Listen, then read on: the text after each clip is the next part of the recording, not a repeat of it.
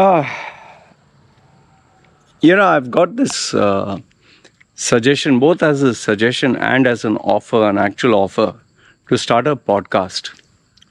Um and the reason why I made this video is I got a comment lately. I don't know where it is. The guy said, "Why don't you start a podcast? Why don't you make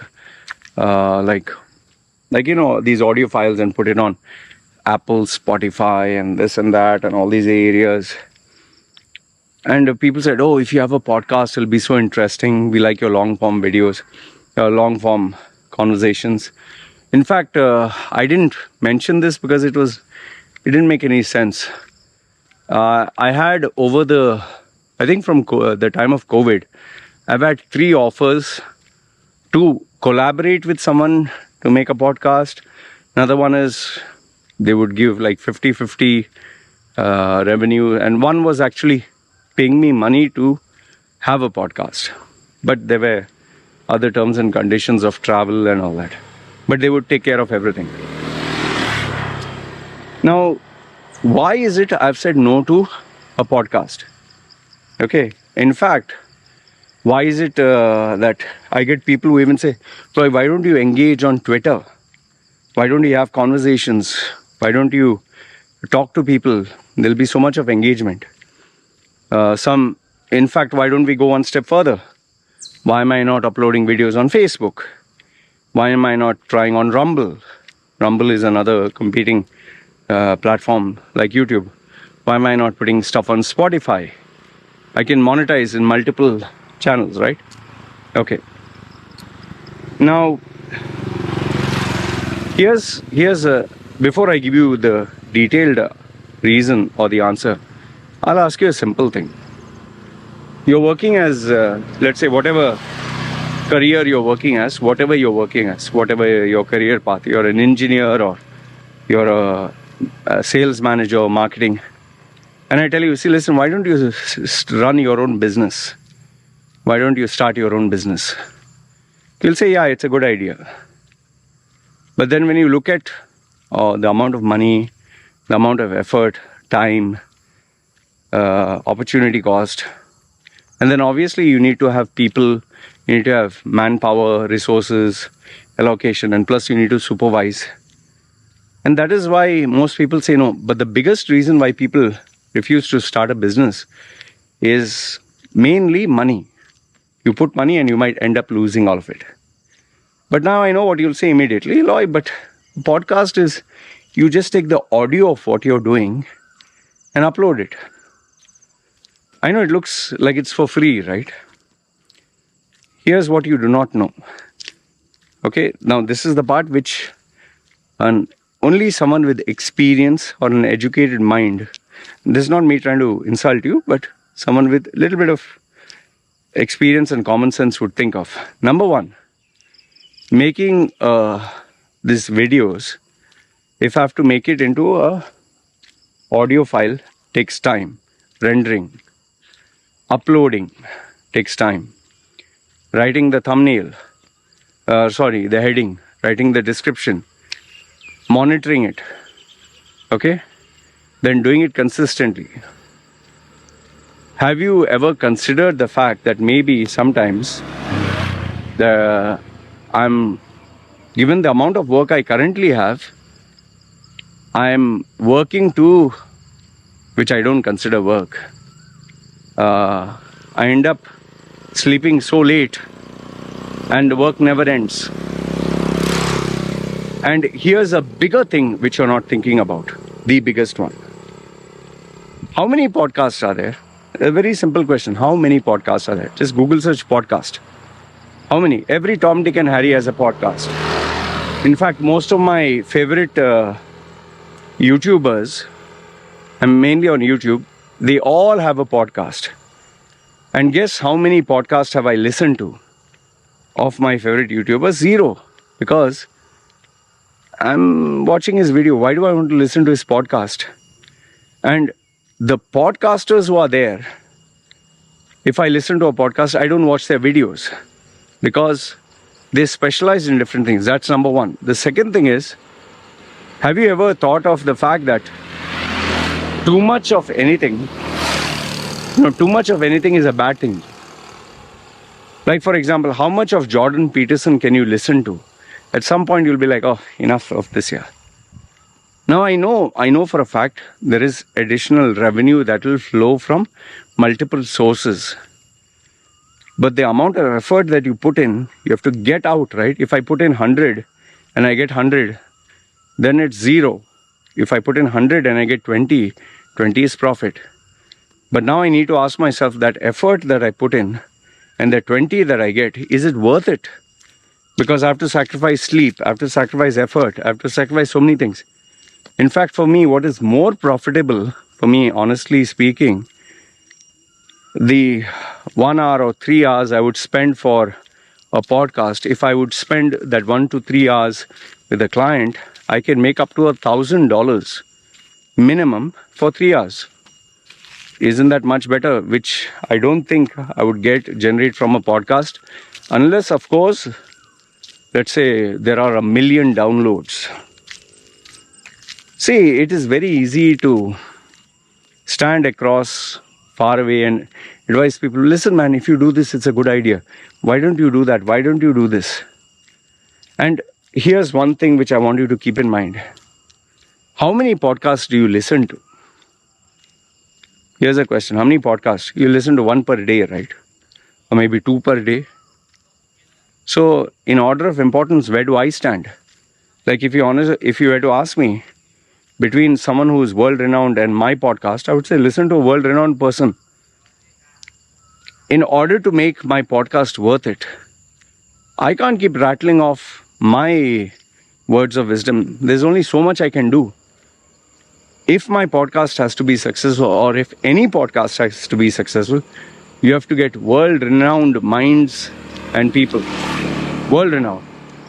You have to get the likes of Elon Musk or Jeff Bezos or Jordan Peterson. And now here's the funny thing. Already so many podcasters have had Jordan Peterson, Elon Musk, all these big guys on their podcast. Maybe 100 of them have featured them. Aren't you fed up? What will I do so differently? Okay, if I were to strategize like Valuetainment, who gets UFC fighters or MMA fighters or mafia members or all that, okay, it's something unique.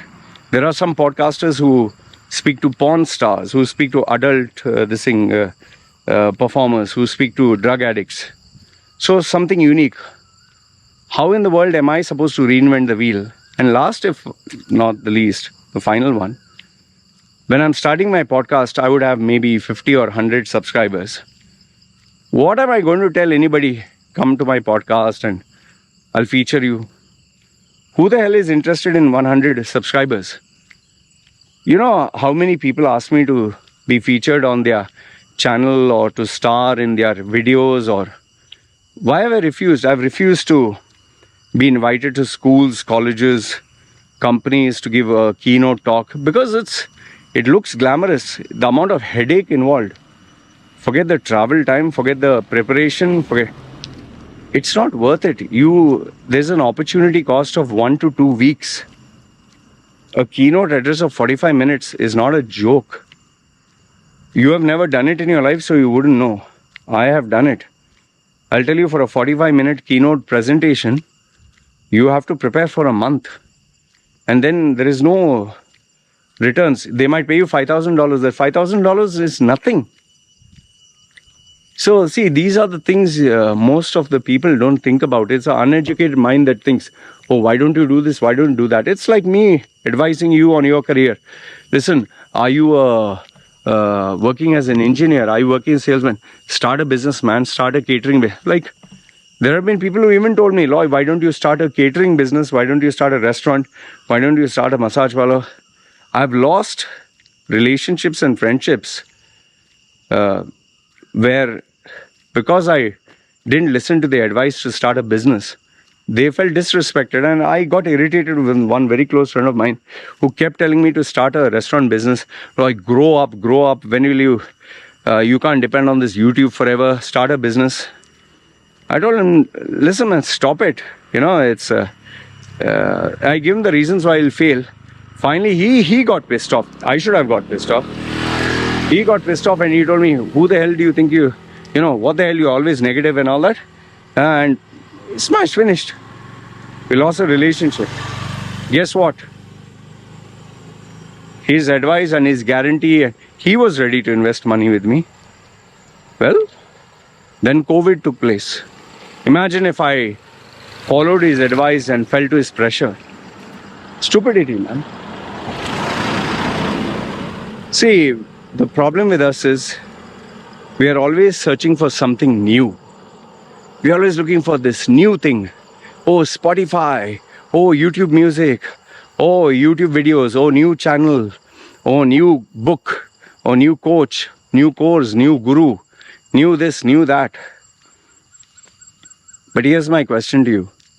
In your 24 hours, how much time do you spend on that medium, on that media, on that channel, on that content? That is why when anyone tells me, oh, okay, start a podcast, if they talk to me, it means they booked my session and they are talking to me.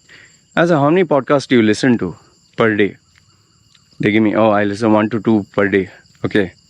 How many have you listened for the last 1 month? Okay. Then how many, who's the person? What content did they speak on? So then when I break it down and I tell them, okay, how many subscribers you think I'll get? Huh? They say, oh, you can get many. How many? And then when I ask them, okay, can you get me, I'll create a channel right now with no content. Can you get me 100, 200 or 500? Then when I make them hold themselves accountable to what they are saying, and they know the grind. No, I was just suggesting you. Yeah, your suggestion is very good. It's like, who'll tie the bell on the neck of the cat? That's a question, right? Tying the bell on the cat is a good idea. All the mice will know when the cat comes. But who'll do it? Then they don't have an answer. Then they finish. Then I tell them, will you arrange the guests for me? Will you call a Jordan Peterson or some big celebrity when I have only 100 subscribers? No. What about the 2-3 hours? The editing, you even have to set up a studio in a particular way, man. People just assume that doing some new project is so easy. Look, end of the day, when you're talking of an entry to a certain profession where it's for free, the chances of you failing is close to 100%. See, from Jake Paul to Mo Vlogs to Jordan Peterson to every Tom, Dick and Harry, whether it's MKBHD, everyone has started a podcast. Unbox Therapy, everyone has started something or another. What is this whistle? I don't know if you can hear, but there is a strong alarm, whistle, sound coming from somewhere. It's some detection system, not too sure. It's definitely not an insect. I don't know if you can hear it, but I definitely can hear it. Oh, I think it's an insect. Oh, that was crazy. Okay, anyway, so what I was saying was, see, starting something is very easy. Doing it, okay, making it happen, being consistent with it is a very big thing. If making a podcast was so easy, every Tom, Dick and Harry would do it, which they are doing. But eventually, end of the day, then they realize, man, to keep this afloat is very hard. And in today's YouTube or Spotify, or everyone has a podcast, everyone has a YouTube channel, everyone has everything. There's only so much content we can take per day until the point we get burnt out. And remember, putting content for the sake of content makes no sense. A podcast is worth it only if you bring in something new, something of incredible value, and you're able to do it consistently for many, many years. At least 5 years without even thinking of revenue. And for me to reinvent my wheel, no way. And remember, In order to make something happen, you have to sacrifice something else. Time, effort, and money, which at this point of my career, no way. So anyway, that's why I don't have a podcast. That's why I'm not on Twitter. That's why I'm not on Facebook Live, YouTube Live.